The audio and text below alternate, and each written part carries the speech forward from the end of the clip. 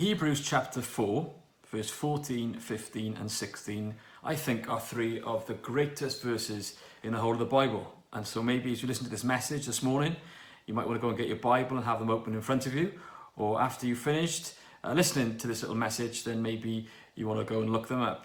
But at the end of verse 16, we're told that the people who these verses were first written to were going through a time of need.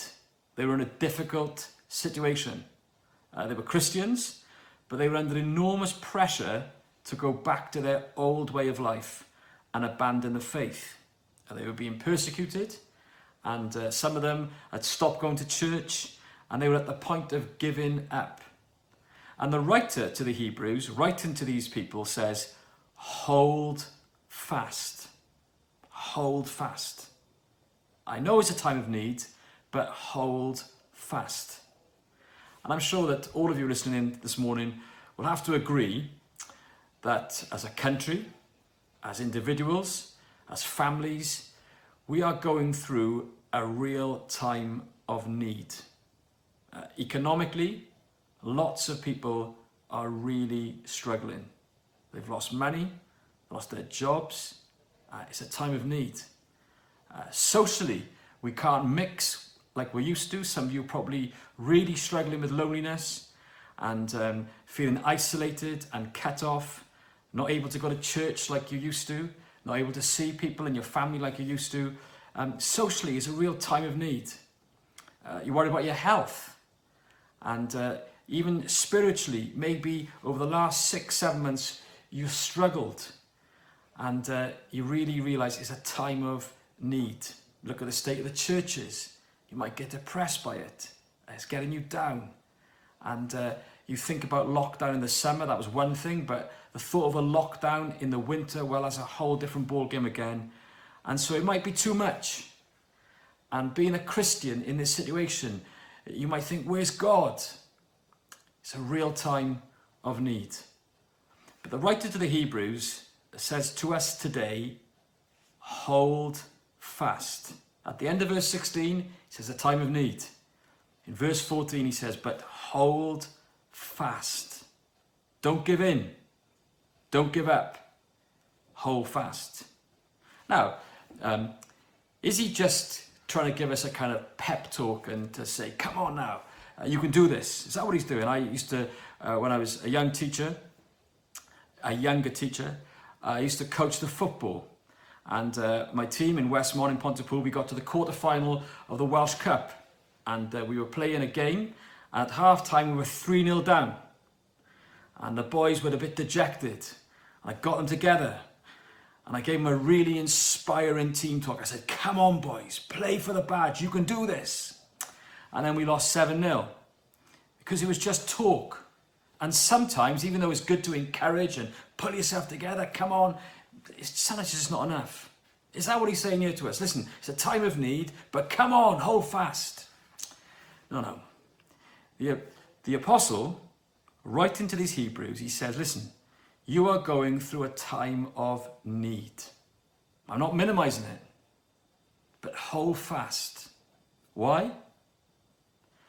Because you have a sympathetic high priest. That's the reason. There's somebody you can call on and draw on and can come near to you to help you. And he understands you. He is a sympathetic high priest. In verse 15 of chapter 4, it says this, we do not have one who cannot. In English, if you double a negative, it cancels it out. I'm, as you know, head of the Fulham Boys School. And in the Fulham Boys School, there's some naughty boys. And when they're in trouble, I call in my office. And I ask them if they know anything. And they say, sir, I don't know nothing. And they're absolutely right, because they don't know nothing, they know something. And double negative cancels it out. But in the Greek, it strengthens it. So in verse 15, when it says, we do not have one who cannot, it's not saying that this sympathetic priest can sympathize with us. It is saying it is impossible for him not to sympathize with us. And so we're going through a time of need, hold fast, because we have a sympathetic high priest. There is somebody in heaven who really understands you. My dad was good friends, or became friends, with Michael Foote. And Michael Foote was our MP when I was growing up in Blaenau Gwent. And what we liked about Michael Foote was this: he could be in the dispatch box opposite Mrs. Thatcher, right in the place of power where decisions were made, but he never forgot what it was like on the back streets of Ebervale and Bryn Mawr and Beaufort and Rasa and Tredegar. He never forgot what it's like to be us. And in heaven today, there's a great high priest. He's in the place of power, but he hasn't forgotten what it's like to be me and you. You see, in Hebrews chapter 5, it says he learnt obedience. When he was on earth for 33 years, he learnt obedience. What does that mean? Well, he learnt what it was like to be me and you. And so this morning, time of need, hold fast, because we have a sympathetic high priest. He understands what it's like to be me and you. He understands what you are going through. Maybe no one else does. Maybe you think, well, no one knows what it's like to be me. Well, this man does. And he can sympathize with you. But you know, that's great, isn't it? To have somebody who can say they sympathize, but if that's all he can do, then it only goes so far. But he's a great high priest. And so he can sympathize with us, but he's also great. He can do something about it. See, a priest was the one who represented men before God. And this high priest, he's a man. So he can represent us. But he's also God. And as God, he can make us right with God. And he has power and authority. In verse 16 it says, "Let us then with confidence draw near to the throne." This high priest sits on the throne of the whole universe and everything.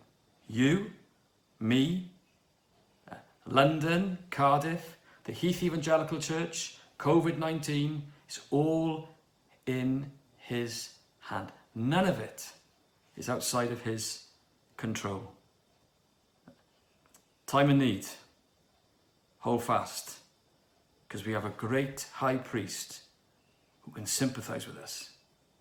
But you might say, as I close, the problem is, I'm really bad.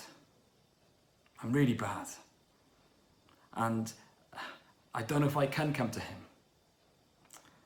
Well, it says, come to this throne that you may receive mercy. All the things you've done, maybe you've fallen into great sin. Maybe you, over the last 6 months or even longer, you've really let things go. Maybe you feel dirty and unclean and miserable and a terrible, terrible sinner. Well, at this throne, you will find mercy. But you'll also find grace. I need mercy for my past. Don't treat me like I deserve to be treated. But if I'm going to stand, if I'm going to get through lockdown, if I'm not going to give up and throw the towel in, I need grace. Grace, kindness I don't deserve. And come to this throne boldly.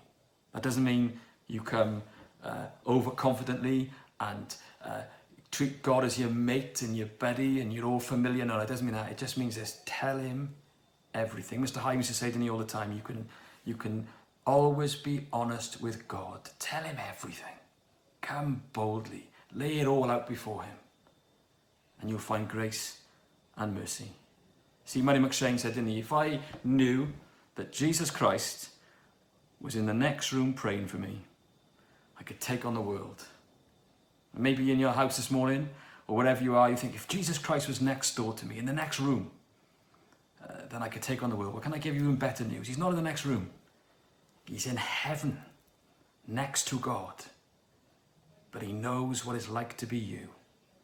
He sympathizes with you. It's a time of need, but hold fast, because we have a great, sympathetic high priest who's on the throne. And today, you will find at that throne grace and mercy.